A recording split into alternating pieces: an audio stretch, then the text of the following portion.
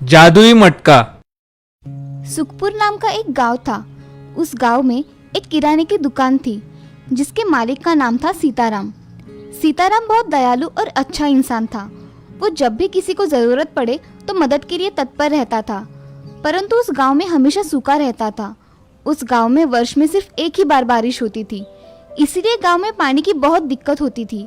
गांव के लोगों को पानी के लिए बहुत दूर जाकर मटके में पानी लाना पड़ता था।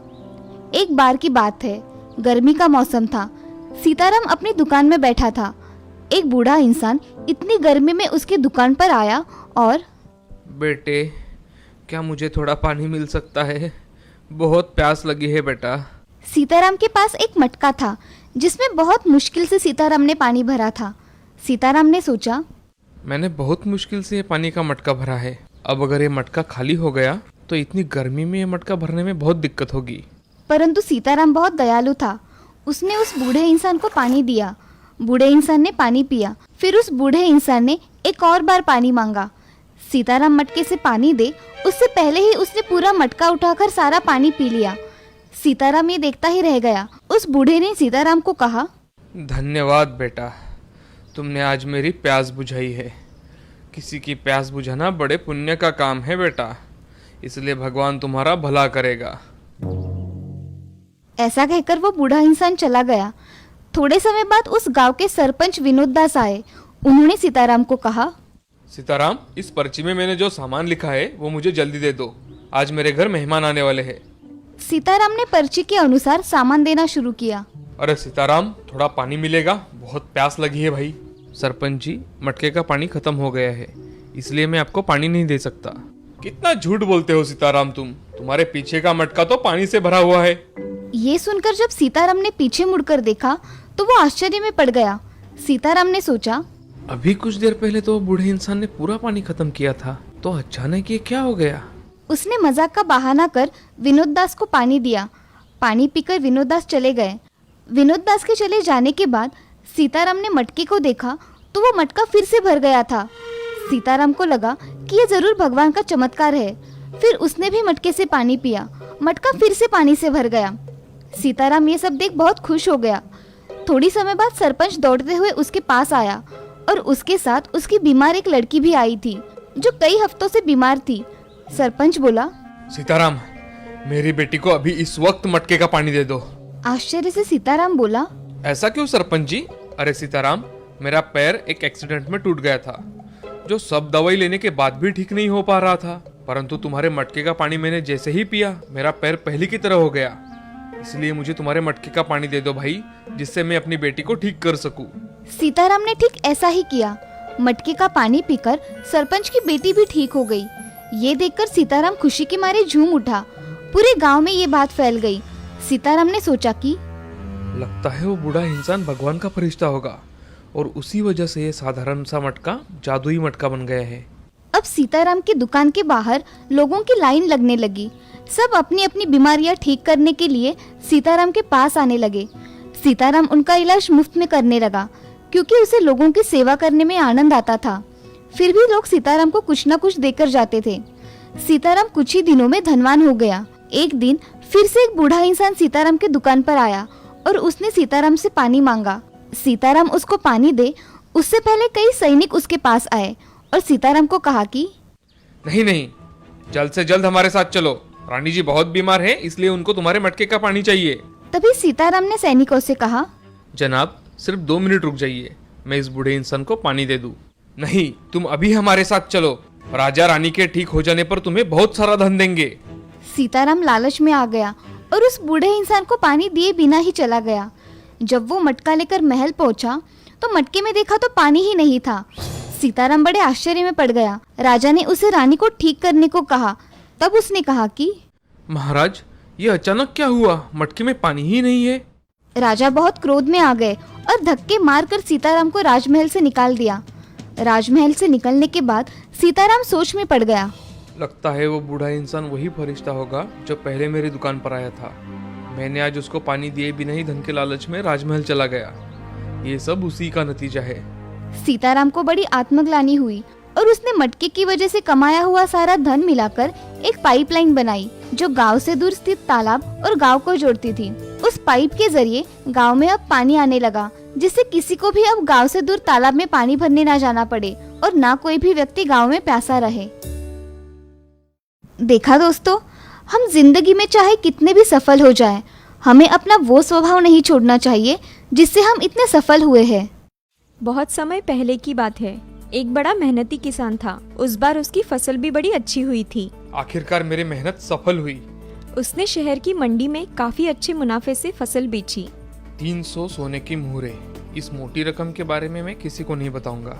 घर आकर उसने धन जमीन में गाड़ दिया। बस अब इसे कोई नहीं चुरा सकता। कुछ दिन बाद 300 ही थी या ज्यादा? एक बार फिर से गिन के देखता हूँ। उसने दरवाजा बंद कर सौकल लगा दी। अब कौन आ टपका? मोहरे छिपा देनी चाहिए। उसने जल्दी से मोहरे थैली में भर दी। हे भगवान, कहाँ छिपाऊं इस थैली को? ये पतीला ठीक रहेगा। दरवाजे पर उसका मित्र खड़ा था। अरे दोस्त, मैं बाजार जा रहा था, सोचा शायद तुम्हें भी चलना होगा। हाँ हाँ चलो। इतने में उसकी पत्नी भी आ गई। भाग्यवान, मैं दोपहर तक आ जाऊंगा, खाना तैयार रखना। जल्दी में वह मोहरों वाली थैली की बात भूल ही गया। उसकी पत्नी रसोई में आई तो घर में पानी की एक बूंद भी नहीं है, मुझे पहले पानी लाना चाहिए। उसने एक पतीला उठाया। नदी की ओर जा ही रही थी कि अचानक उसे ख्याल आया। वो लौटने पर घर सूना पाएंगे तो चिढ़ेंगे। वाह, कसाई आ रहा है, बेचारा हमेशा मदद करता है। भैया, थोड़ा पानी ला दोगे? जरूर ला दूंगा बहन, लाओ पतीला। तुम घर जाओ, मैं पानी लेकर आता हूँ। नदी की ओर जाते समय उसे पतीले में कुछ आवाज सुनाई दी। क्या है इस पतीले में? अरे थैली, इतने सारे सोने की मुहरे, मेरी तो किस्मत खुल गई। वो पानी की बात भूल ही गया और शहर की ओर भागा। आज तो मैं अपने दोस्तों को दावत दूंगा, दावत। बाजार जाकर उसने एक तगड़ा बकरा खरीदा और लौटते समय मैं भी कैसा मूर्ख हूँ, थैली पर किसकी नजर पड़ गई तो इसे तुरंत छुपा देना चाहिए। लेकिन छुपाऊं कहाँ? अरे हाँ, बकरे के पेट से बेहतर जगह क्या हो सकती है भला? उसने वो सारी सोने की मोहरें बकरे को जबरदस्ती खिला दी। थोड़ा आगे जाने पर उसे अपना बेटा मिला। मुझे शहर में कुछ काम है, तुम इस बकरे को लेकर घर जाओ। ठीक है बापू। 2 मुहरों में खरीदा है, संभाल कर लेकर जाना इसे। हाँ बापू। रास्ते में लड़की को किसान और उसका मित्र मिले। बड़ा तगड़ा बकरा है, क्या तुम इसे बेचोगे? पहले दाम कितना दोगे बताओ। मैं इस बकरे के तुम्हें 3 मोहरे दे सकता हूँ। ठीक है, ले लो। वाह वाह, आज बड़ा अच्छा सौदा रहा है। इस सौदे से तो बापू बड़ा खुश होगा। एक मुहर का फायदा जो हो गया। इधर किसान जब बकरे को लेकर घर लौटा। कितना तगड़ा बकरा है। हाँ, दोस्तों को दावत दूंगा, तुम इसे पीछे आंगन में बांध दो। और जैसे ही किसान घर में घुसा तो अरे मेरा पतीला कहाँ गया? मैंने पतीला यहाँ रखा था, क्या किया तुमने उसके साथ? कसाई को पानी लाने के लिए दिया था, लेकिन वो अभी तक आया ही नहीं। अरे भाग्यवान, वो कभी अब आएगा भी नहीं। पतीले में सोने की मुहरों वाली थैली थी। हाय राम, मुझे बताया क्यों नहीं आपने? हे भगवान, मेरे खून पसीने की कमाई लुट गई। जी आप दिल छोटा मत कीजिए, हमारी ईमान की कमाई कोई नहीं छीन सकता। ठीक कहती हो।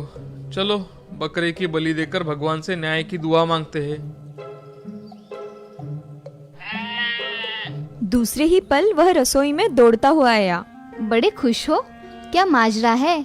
मेरी मुहरों वाली थैली, मेरा धन बकरे के पेट में मिल गया। लेकिन वो वहाँ कैसे पहुँची? कसाई ने ही ठूसा होगा, उसी के बेटे से बकरा खरीदा है मैंने। अच्छा सबक मिला है उसे। अब धन हमेशा मैं अपने पास ही रखूंगा। दूसरे दिन किसी काम से किसान को शहर जाना था। लौटते समय कितनी गर्मी है, पानी में गोता लगा लेता हूँ, मजा आ जाएगा। अपने कपड़े और थैली वही किनारे पे रखकर वो नदी में उतर गया। उधर से गुजरते हुए एक चरवाहा की निगाह थैली पर पड़ी। अरे सोने की मुहरे, मेरी तो किस्मत खुल गई। और वो थैली लेकर चला गया। रास्ते में लगता है कोई आ रहा है, जरूर मेरी थैली छीन लेगा।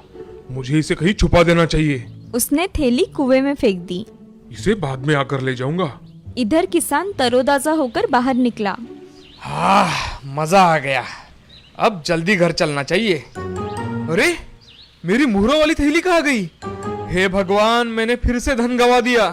शोकाकुल किसान घर लौट रहा था कि आंधी आई। अरे मेरी पगड़ी! पगड़ी के पीछे भागता किसान कुएं के पास आ गया और पैर फिसलकर कुएं में गिर गया। बचाओ बचाओ, मेरा धन मुझे फिर मिल गया। वो कुएं से बाहर आया और घर पहुंचा। दूसरे दिन किसान और चरवाहे की भेंट गांव के बाजार में हुई। बड़े दुखी हो भाई, क्या हुआ? मैंने सोने की सिक्कों की थैली एक कुएं में छुपाई थी, अब जाकर देखा तो गायब है। मतलब वो थैली मेरी नहीं थी? तुम्हारी थैली सुरक्षित है भाई। मैंने समझा नदी किनारे खोई मेरी थैली है। आओ, तुम्हारा धन तुम्हें दे दूं। घर जाकर किसान ने मुहरों वाली थैली उसे दे दी। भगवान करे तुम्हारी थैली भी तुम्हें जल्द मिल जाए। जब चरवाहा घर की ओर जा रहा था, कैसा मूर्ख है, अपनी थैली भी नहीं पहचानता। चरवाहा घर पहुंचकर मेरे खोखले डंडे में ये मुहरें सुरक्षित रहेंगी।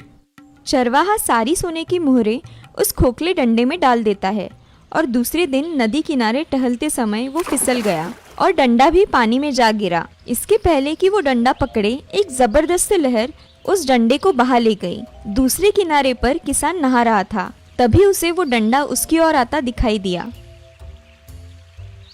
बड़ा अच्छा डंडा है, चलो इसे घर ले चलता हूँ, काम आएगा। किसान वो डंडा लेकर जब घर आया, जलाने के लिए लकड़ी ही नहीं है। आज ही ये डंडा मिला है, अभी का काम चलाने के लिए इसे ही काट देता हूँ।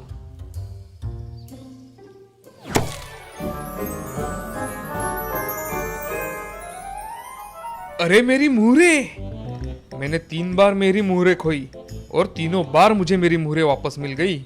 ये सब भगवान की दया है। इस कहानी से हमें ये सीख मिलती है कि ईमानदारी की कमाई कभी कोई छीन नहीं सकता। भगवान तुम्हें वो हर हाल में वापस दे देता है।